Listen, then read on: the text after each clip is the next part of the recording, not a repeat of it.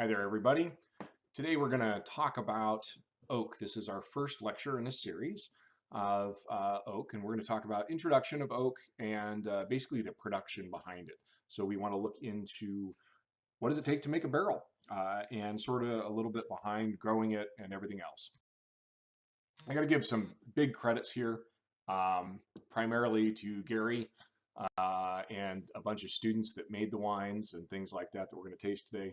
But Marcus Raffinelli as well took a lot of pictures, and we're using the ones from his Power Sabbatical. And then I also want to shout out to everybody else who helped process the Cabernet, harvested the Cabernet, and also the Chardonnay. So thank you to everybody involved, and thanks to Joel for farming a lot of this stuff. Also got to give a shout out to ETS. We're looking at about $10,000 worth of analysis today. Just a quick reminder to the people that are taking good care of us and in our educational realm. Quick disclaimer. I've got to always do this because some of these videos are going to be viewed by other people. This is not an academic presentation at all. I'm not an expert in any way about GCMS headspace chromatography. Don't ask me how it works. I don't know. All I can do is tell you how things work. The wines in front of you are commercial wines. They are not experimental, so these actually have to be sold. These wines were not made in duplicate. Your results may vary. Actually, they really will. Barrels are as variable as wines are. The revintage is different. And expect a couple detours. I always have ADD, so you never know where I'm going to quite end up. Oh yeah, sorry, no refunds. So this is overall what we're going to talk about in all of the lectures. We're going to do oak history, species, life cycle, harvesting, production, oak aromatic production, Chardonnay trial, and Cabernet Sauvignon trial. One other thing that we're also going to do is I'm going to put a lecture in about barrel maintenance. So I want to also cover how do we build barrels, how do we take them apart, and then how do you maintain them. So let's talk about oak barrels. This is not an arbitrary thing. We really look at Roman history on this. We needed a transportable vessel to get wine to troops all over the place. And so clay amphora were really the primary way that they used to move wine around. But they're heavy and they're really fragile, whereas oak is really plentiful, grows all over Europe, grows all over areas where wine has been produced for a long time. Oak and grapes tend to live in similar climates. So the real thing here is this was just a practical way of moving wine around. You can roll barrels real easy, they bounce, and they don't really break very easily. So they're pretty tough. But then we accidentally found out by complete random accident that a lot of the things in barrels help wine come together. They help knit the structure together, and they really do integrate. And I think we've got some really cool data to talk about as we get to oak aromatics. So let's talk about Quercus species. American oak, primarily Quercus alba, is different. It has a whole different structure and build to it. But the real key difference in American oak is has a thing called tyloses. And tyloses basically plug up the xylem and phloem. So that means that because of those tyloses, American oak can be simply sawn.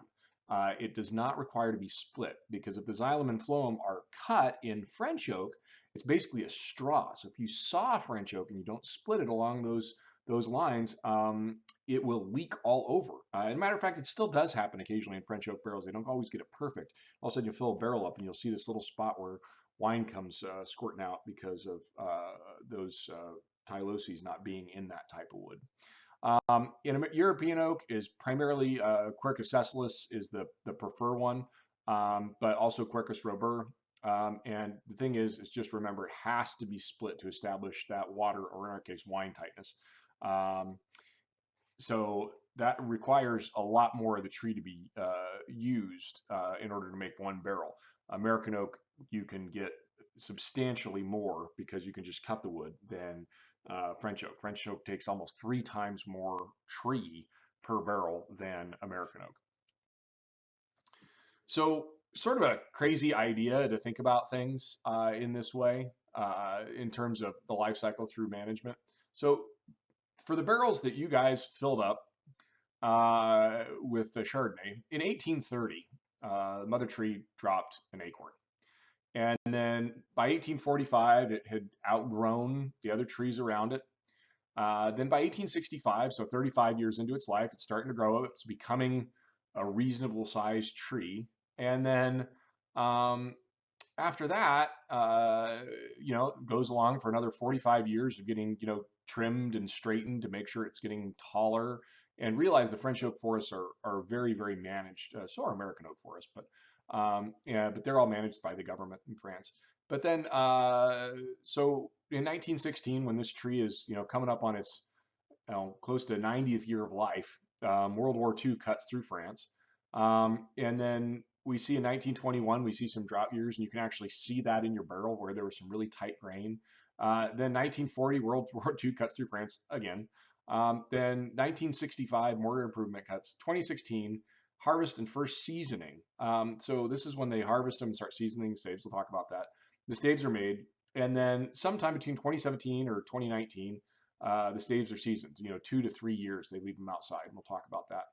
Then 2019. So that means that barrel, it was almost 200 years old. That wood took 200 years to grow. And it's pretty fascinating to me that, it gives me a lot of pause, and it gives me a lot of gravity about how important barrels are. And it's made me really think about how flippant I am with their use. So I've become to respect them quite a bit more. So let's go ahead and take a look at a baby oak tree. And 200 years from now, or your great-great-great-grandkids, if they're still in the wine industry, might get to probably throw one more grade in there, make a barrel out of that little tree. And then here's one that's a little bit closer to harvest, and it's not quite there yet. It's probably only a mere 100 years old. Probably has another 100 years to go. Now they go through and harvest. Now, one of the things about harvesting is before they harvest, companies are let into the forest. They go through and choose what trees that they want, and then they make a bid on it. And then based on the bid that they make on the tree, then the Forest Service will decide who gets to buy those trees. And each one of those pins is a different person that gets to grab a tree for their oak production or their barrel production. So if you guys want to hit play on this,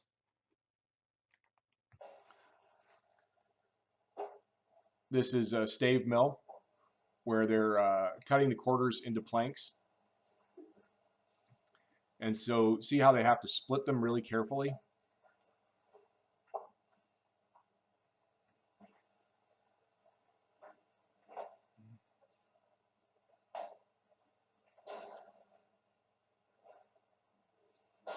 And each of those boards weighs, a big vlog coming in weighs hundreds of pounds.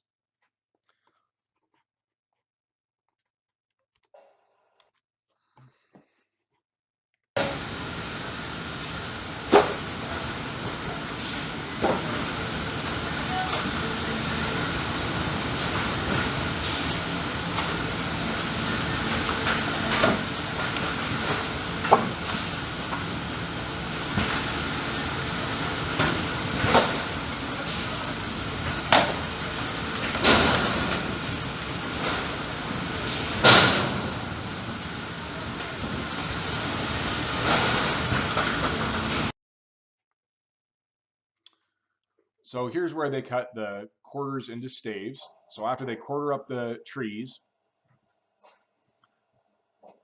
they cut up the staves and trim all the bark off.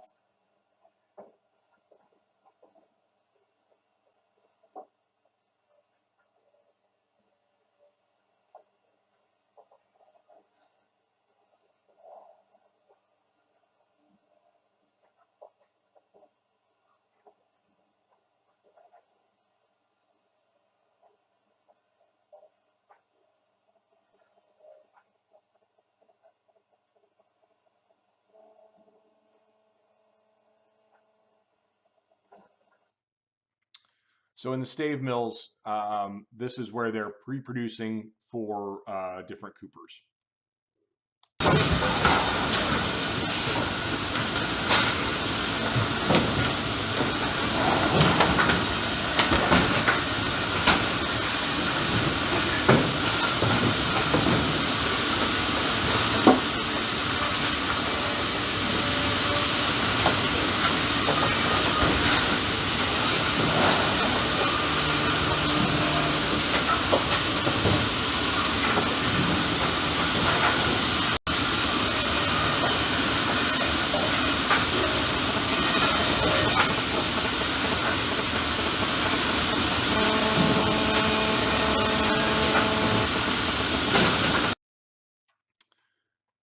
now here's the rough stave material that's going to get set out to different cooperage houses to get made into final staves for the purpose of making a barrel. And then after they finish those staves up really nice, these are staves that are ready for seasoning. They're palletized and sent out. And then each cooper has a different way of stacking the barrels, the staves, in order to get them seasoned, because there's a lot of tannins in the wood that have to be seasoned out. A lot of the things like catechin and things like that, they have to be able to leach all that stuff out, and they do that with water. They have to make sure that the staves are stacked in such a way that they have air that goes between them, and there's certain fungi that come along and aid in that process, along with water and just air. So this is what natural air seasoning looks like. We have some sun, some microflora, these little hyphae that get in there, and they go in and break down the oak by producing hydrogen peroxide, which is a good oxidizer, as we all know, and that helps to break down those tannin species, and it breaks these wood polymers into smaller molecules. And those smaller molecules are what we end up not only tasting, but become a big part of our oak aroma profile later on when we smell and taste the wines. So I just wanted to give you some ideas of different sizes of cooperage houses. So this is Tannerie-sur-Rouge, which is one of the smallest cooperages we work with. And you can see the stave stacks in the back, and you can kind of see where the older ones on the left-hand side are. They're a little darker, and you see the newer stacks that are lighter in color. Those are ones that just haven't been as seasoned yet. Then we'll take a look at a little bit bigger cooperage house, Tannerie-sur-Rouge. And you can see just how much more substantial a cooperage house this really is. And they are stacks all over, and they're going to be producing significantly more barrels than a little small family cooperage like Tannerie-sur-Rouge. And then let's get to one of the real big boys, and this is Sigan-Moreau. And Sigan-Moreau is one of the largest coopers in the world. And so you can see just how many different stacks, different ways of stacking, and just how much more that they're producing in terms of overall barrels. But these are not small operations. There are a lot of people working very hard to produce these barrels for us. So here's some controlled seasoning at Saury. And so here they are watering the staves, making sure they're getting just the proper moisture amount on them, and being able to grow that mold just perfectly so that they can break down the barrels, break down the cellulose into smaller sugars. Now remember, one thing that's important is cellulose is a sugar. It's an ose, just like sucrose or glucose or fructose. It's just a really big sugar. So we'll talk a little bit more about that as we go on, but this is that process of starting to break those chains down. And so here are some staves side by side. And so taking a look at some of the younger staves and that chimney stacking to get air through. And then we take a look at these ones on the right side, where we've got some brand new ones versus some that have been, seasoned for 3 years. Now, it's really important to talk about how we shape these. So basically, you've got to take a flat, a piece of wood and hollow it in such a way and that you have a barrel that's curved, but it's also convex and concave as well. So you've got this really interesting set of interesting geometry that you have to produce to. And then we also always want to talk about the head stave, which are not the head stave, but the stave that the bunghole's in is always the widest one on the whole barrel, because it's got to have enough room. Because if it's a narrow stave, it'll end up cracking right at the bunghole, and that happens pretty frequently. And generally, when that happens, we don't want to use that barrel anymore. That's a pretty much straight ingress of acetobacter into the barrel. So another couple important things are, if we take a look at the crow's groove, and cutting that is really important because that's where the head sits. And if you want to talk about the most important joint in an entire barrel, it's that head joint between the head and the crows. Because if a barrel is going to leak, it's always there. and the head is what puts pressure on the rest of the barrel to hydrate.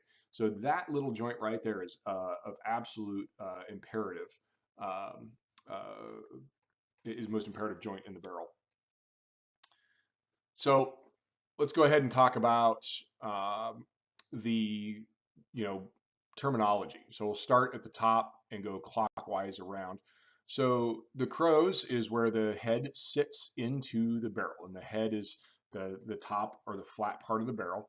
And then there's the chine, which is the top smooth angled piece. And then as we move down, branding. A clevis is just a nail that's pounded into the hoop that keeps it on. Then we have our quarter hoop, and they call it a French hoop, and then which may or may not be there. A lot of times American oak barrels only have their head chine hoop, and then a quarter hoop, and then a bilge hoop. Pretty typical in whiskey barrels, only to have 3, whereas a lot of French oak barrels will have 4.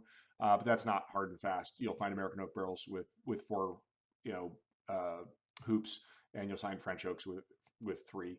Just depends on the cooper. And then we have the stave joint, so that's where the 2 staves meet. And then the bilge is the fattest part of the barrel. And then we have a bung hole and then a bung. And I want to talk about bungs a little bit, but one of the biggest advancements in wine in my lifetime, and this is crazy, this is my lifetime, is the advent of silicone bungs. It was still very common in wineries to take a little burlap sack and pound in a wooden bung into barrels. And they were not airtight, and the VA issues with that were tremendous. And just the move to silicone bungs has been one of the biggest things. And to you guys, that's just normal, but I think pretty fascinating that that's changed. And then as we come around, stave, which you'll see a lot of, I think you know what a rivet is. And then again, the head or chine hoop, and that's the one that really holds that end of the barrel together. But one thing I want to point out real quick before we get into maintenance is that the geometry of a barrel is really, really important. And so when you're hydrating a barrel, it's a really good idea not to bang on all those hoops too much, because you'll change the geometry of that really perfectly shaped stave. And a lot of times you'll end up making leaks later on. So let's go ahead and see somebody forming the staves. So what we have is we have raw staves, and now we've got to start making them into something that can be used for a barrel. So we've got to trim off some of that outer fungal matter, and then get to that inner barrel piece that we're going to be able to use. So we're taking a big piece of wood and going to pound it down in a way that it starts to form that smooth for the right geometry. And then these incredibly expensive pieces of wood, multi-million-dollar getting those staves just right. So if they come out, they've got the right angle, and it's pretty fascinating. So then once we've got all the staves together, we got to go ahead and sort. So that is a barrel-wide table. So this young gentleman is taking barrel staves and they stack them to a perfect width. So we've got some wide ones, some narrow ones. We're trying to sort through them to make a good balance, wider and narrower strips. Obviously, I will be able to make it pretty accurate. One, down stack, and the next one is eventually down size. So each one of those becomes a complete barrel. And then let's talk about assembling. There's 2 different ways to do it. This is called an upside down rosette. And we'll go around and spin and add each one. This makes the end of the barrel on one side. But you notice the other side's all spread out. So once it gets that fully assembled, we'll pound a head boom on and get it assembled in such a way that the top of the barrel is in one piece. And then here's another approach, which is right side up rosette building, which is where he set them all in. And then once he sets them in, there's a big machine here with a cable that's wrapped around it that tightens the hoops just enough for him to get one hoop on the end. But one side is still open because it's now got to move to the next stage, which is toasting. So this is just the first stage. You get a couple of hoops on there and then start toasting. And you'll notice this is not a job for people that are small and dainty. This is a powerhouse job, and it's a big blue-collar, hard-working job. And here they are toasting some barrels at Soury.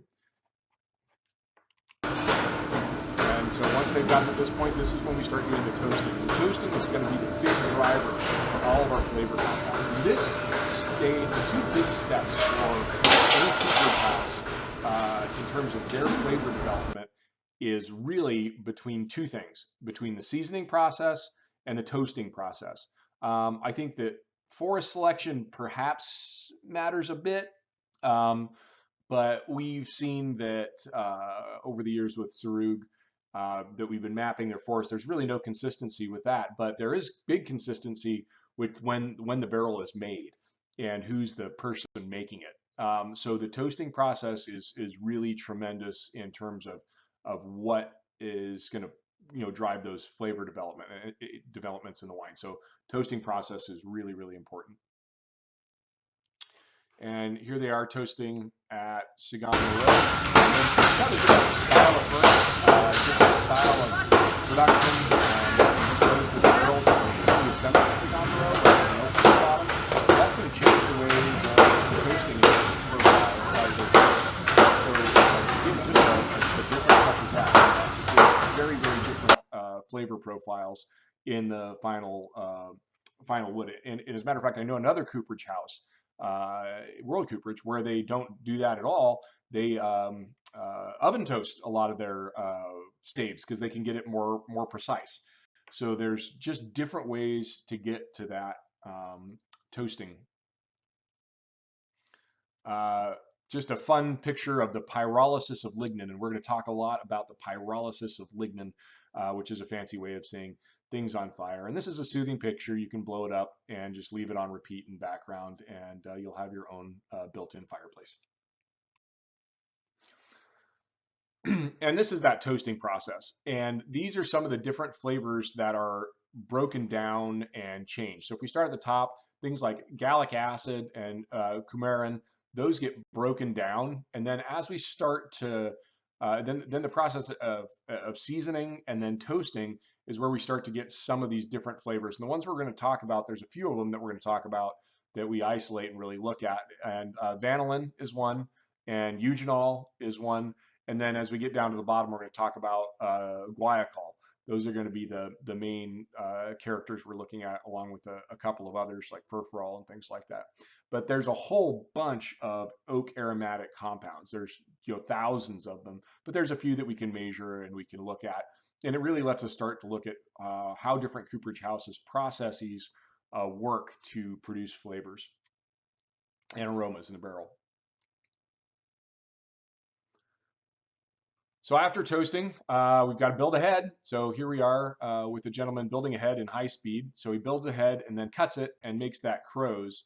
And notice that crows, right, the head where it's got that interface with the chine in the head of the barrel. The head of the barrel interfaces with that chine.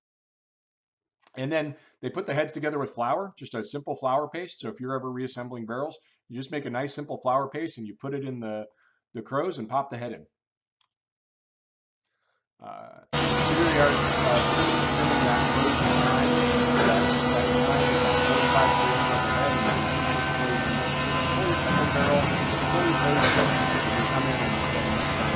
trim that crows and chine. Just making the bunghole. So if you ever wanted to see a bunghole being made, now you can see it.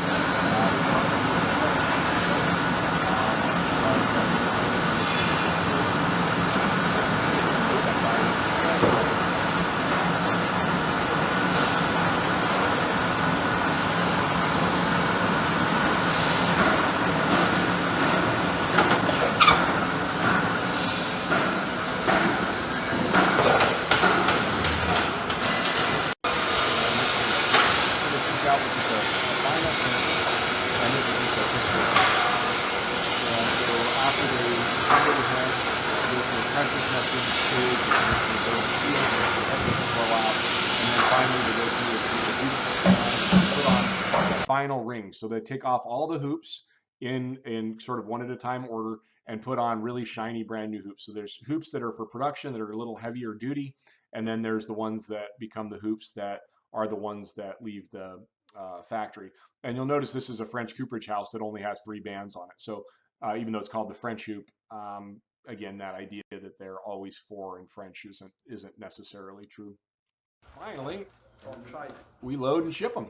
And these are some of our barrels from Saudi that were being loaded on a truck and sent overseas for us to fill up. And I thought that was kind of cool.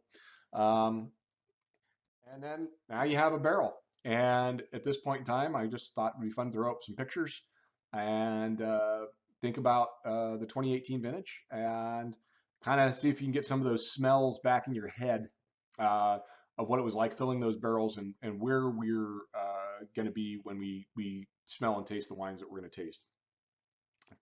Thank you.